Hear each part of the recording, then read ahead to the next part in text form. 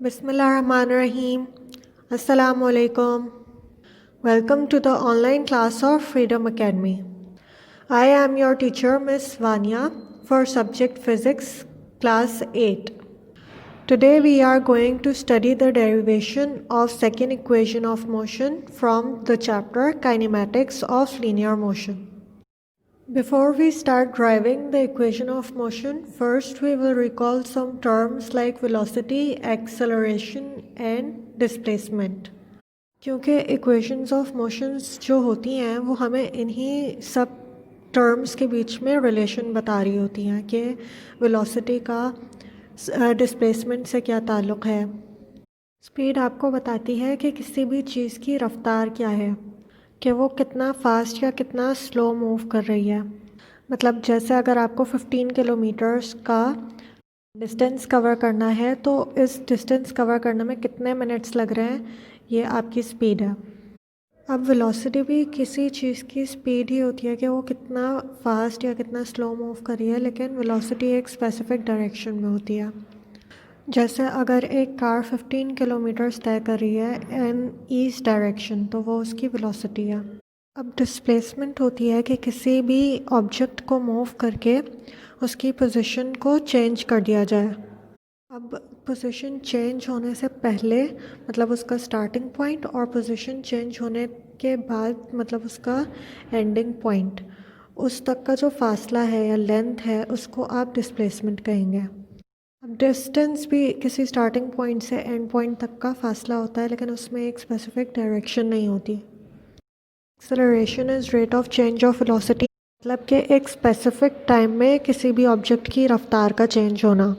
इसकी एग्जांपल ऐसे लें कि अगर आप गाड़ी में बैठे हुए हैं और गाड़ी पहले एक स्पीड से चल रही है, फिर ट्रैफिक आ गया तो उसकी स्पीड, उसकी रफ्तार जो है कम हो गई, तो ये रफ्तार में जो चेंज आ रहा है एक स्पेसिफिक टाइम में, तो वो आपकी एक्सेलरेशन है।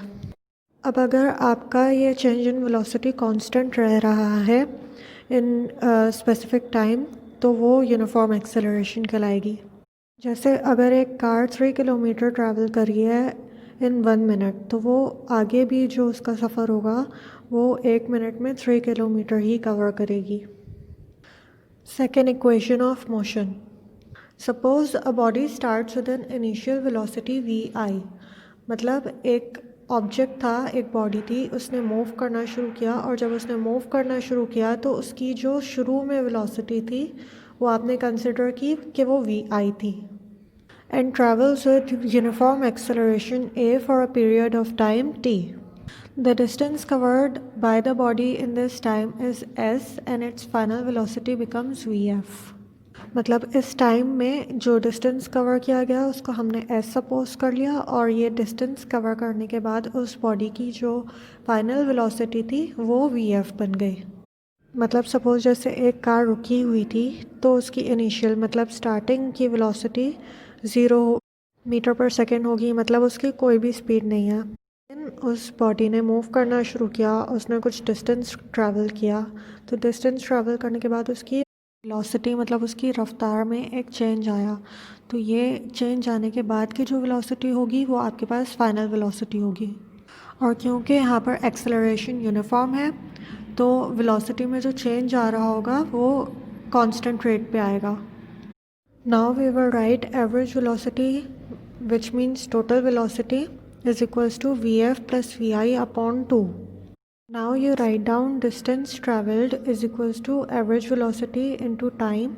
ये किसका फॉर्मूला है? ये distance traveled का फॉर्मूला है।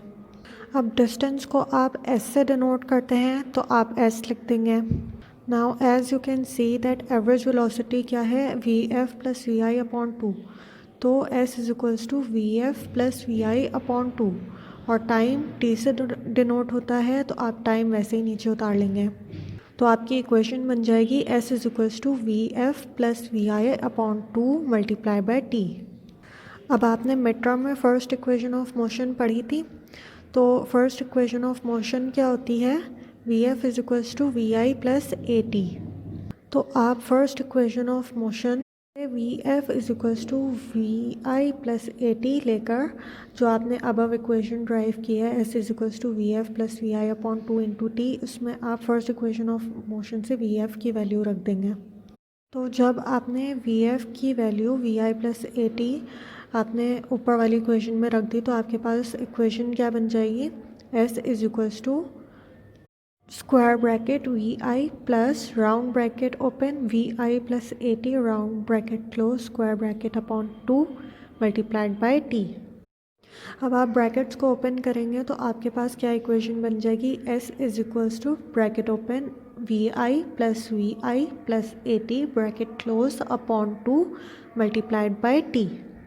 Now here you can see के वी आई और वी आई सेम वेरिएबल्स हैं और इनके पीछे कोई कोफिशिएंट नहीं लगा हुआ। तो जब कोई कोफिशिएंट नहीं लगा होता तो इसका मतलब होता है उसके पीछे 1 प्रेजेंट है, और since V I plus V I same variables हैं तो ये ऐड हो सकते हैं। सो नेक्स्ट इक्वेशन आपके पास आ जाएगी, S is equals to bracket open 2vi plus A T bracket close upon 2 multiplied by T. अब हमारे पास जो ब्रैकेट के बाहर टर्म्स होती हैं हम उसको पूरी ब्रैकेट में जो मौजूद होता है उस सब से मल्टीप्लाई कर देते हैं। तो यहाँ पे हमारे पास ब्रैकेट के बाहर t मौजूद है, तो हमने t को 2vi से मल्टीप्लाई करवाया और हमारे पास 2vit बन गया, और हमने at से t को मल्टीप्लाई करवाया तो हमारे पास आ गया at स्क्वायर। और क्योंकि हमारी डेरिवेशन की रिक्वायरमेंट है कि हम हर चीज़ को अलग अलग करके लिखें तो हमने एलसीएम स्प्लिट कर दिया। तो इस तरीके से हमारे पास इक्वेशन बन गई S is equals to T V I T upon 2 plus A T square upon 2। अब नेक्स्ट इक्वेशन में हमारे पास 2vi अपॉन 2 डिवाइड हो रहे हैं तो 2 से कैंसिल हो जाएगा, तो हमारे पास इक्वेशन आ जाएगी s is equals to V I T plus A T square upon 2। अब ए टी स्क्वायर के साथ कोई कोफिशिएंट नहीं है तो इसका मतलब ए टी स्क्वायर से पहले कौन सा कोफिशिएंट मौजूद है, 1 मौजूद है। तो हमारे पास इक्वेशन आ जाएगी s is equals to V I T plus half A T square, and this is our second equation of motion.